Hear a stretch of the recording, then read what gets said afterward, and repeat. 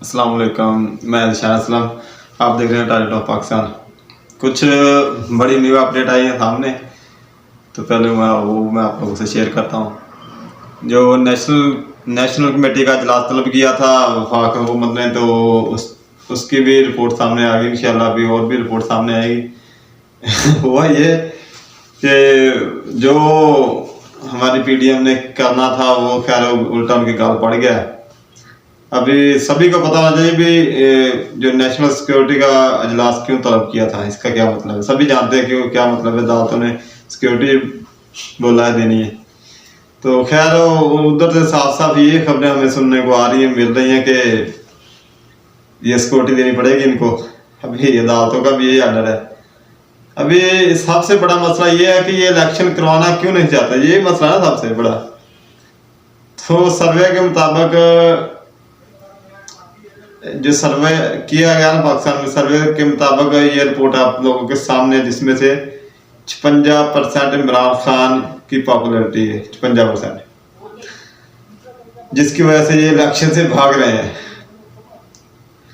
भाई इलेक्शन तो करवाना पड़ेगा, हम भी इसी हक में है कि इलेक्शन हो। चलो मतलब किसी और तरफ जाने के बजाय सीधे रास्ते पर चले। तो सभी अभी जितने भी लोग जो पीटीआई के या नून लीग के हैं, किसी भी तहरीक के हैं, किसी भी सियासी पार्टी के हैं, उनको यही सोचना चाहिए कि इलेक्शन तो हर जगह हर दफा हर बार होते हैं, इलेक्शन से तो कोई नहीं भागता।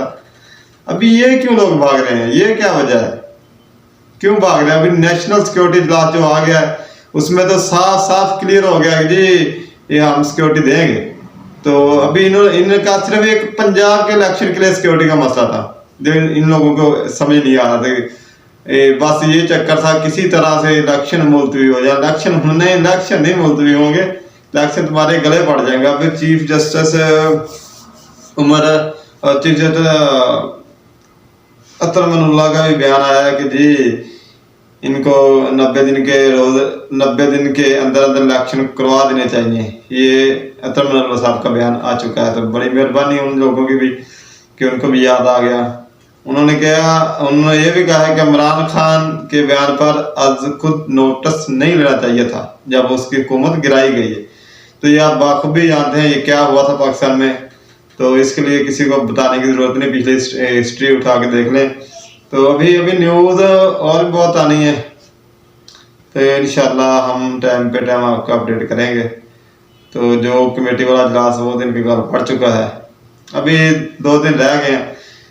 या 2 दिन में ये पैसे जमा करवा देंगे या आर्टिकल 6। मैंने यार कभी आर्टिकल 6 लगता देखा नहीं है, सही बात बताऊं कसम से। तो मैं चाहता हूं कि मेरी दिली ख्वाहिश है कि मैं देखूं आर्टिकल 6 कैसे लगता है, इस पे कैसे अमल होता है, मैं चाहता हूं। तो इंशाल्लाह मेरे अल्लाह ताला से दुआ है, अल्लाह ताला मुझे ये नज़ारा भी जल्द दिखाएगा। तो इंशाल्लाह 2 दिन है बस, इंशाल्लाह बुराई का खात्मा या अच्छाई का खात्मा, ये अभी हमारी वहाँ अदालतों पर है। ठीक है, अल्लाह ताला सबको सलामत रखे। शुक्रिया।